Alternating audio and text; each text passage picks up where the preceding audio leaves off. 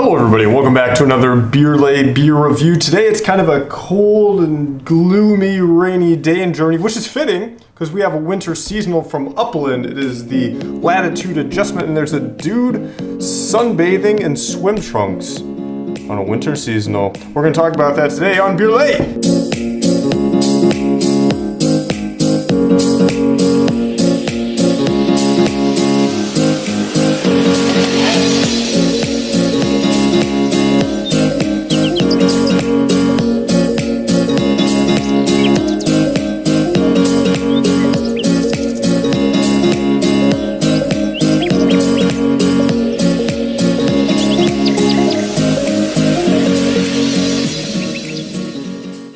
Upland Brewing Company opened in 1998 in the hills of Bloomington, Indiana. They offer 5 year-round beers and a multitude of sours and seasonals and pump out about 35,000 barrels per year. So yeah, they're located in my home state of Indiana and has somewhat of a cult following. Ask a Hoosier about Upland and they'll either tell you that they've never heard of them or you'll get a response something like, "Yeah, Upland? I know Upland. They're from Bloomington. You ever been to Bloomington, man? You should check out Bloomington. Beautiful down there. Beautiful campus I just got. Oh, go during Little 5 Week. It's awesome." But yeah, Upland, have you ever had their wheat ale? Gotta try their wheat ale. It's gotta be my favorite. So at this point, I've probably lost everybody that isn't from Indiana. I'm gonna explain a little bit more about that in a little bit, but first,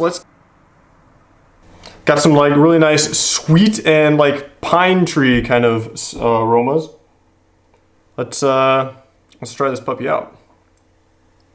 So Upland says that this is a pineapple and coconut pale ale. It is pale in color. It's got a golden unfiltered color to it. Not a lot of head. This beer is a little bit old. It's like a month before its expiration date here. You are kind of getting some of the like tropical flavors in there. You're getting some of those tropical flavors, a little bit of pineapple, a little bit of coconut to it. Not too bitter, not too sweet, flavorful beer though.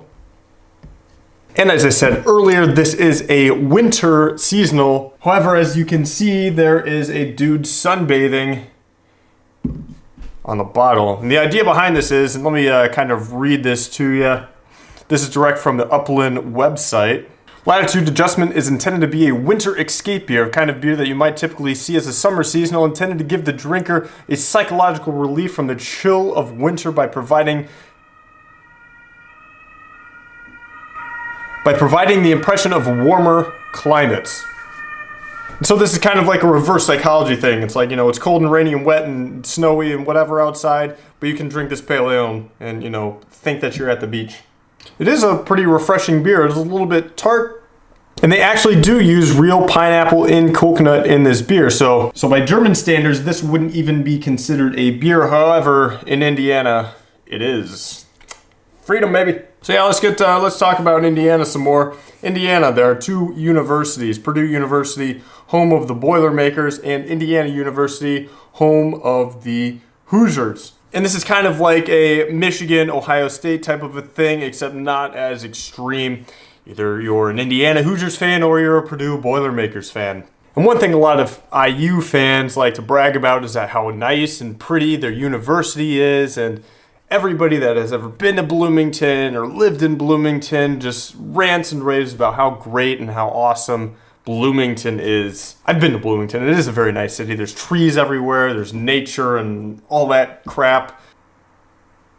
And one thing that they do at Indiana University every year is called the Little 5. It is a bike race. It's a big party week. And everyone goes down to IU to go and hang out and drink beer and party. And Upland, being that they're from Bloomington, they like to really embrace this university.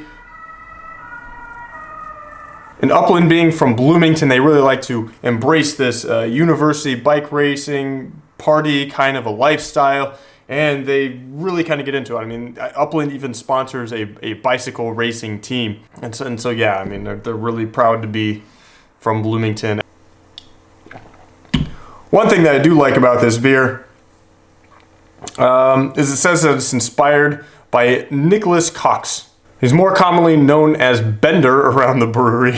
And this is how they describe him: part man, part Viking cowboy, astrophysicist, champion fencer, bottle line tamer, and all-around mechanical guru of the brewery. So Nicholas Cox, if you're ever by chance happen to be watching this video, get in touch with me because you sound like a freaking awesome dude I'd just sit down and have a beer with. So Upland is actually pretty well known in Indiana. I'm not sure if you can get out of state. However, they're the third largest brewery in Indiana behind Three Floyds and Sun King. Sun King we've done a review on. You can check that out up in the upper right-hand corner if you click on the link. Upland's been around since 1998, so they've been around a little bit longer than Sun King. They make good beers. They're kind of, I don't know, I kind of get this like at-home, good old Midwest kind of a vibe coming from them. They aren't trying like super crazy weird stuff, although I mean they are adding pineapple and coconut. But you just get this kind of like good at home kind of atmosphere from them. They have good beers, but they're not like super complex. They're not super weird. They're good though. You know what I mean? It's not my favorite, but it's definitely not something I'd never have again. It's definitely refreshing.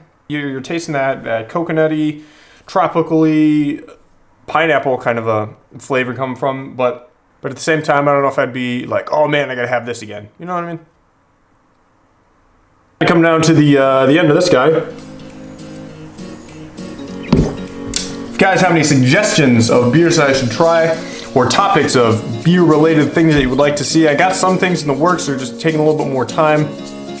Put those down in the comments, let me know. Give this a thumbs up if you guys liked it. Subscribe, follow me on Twitter, Untapped, all that stuff.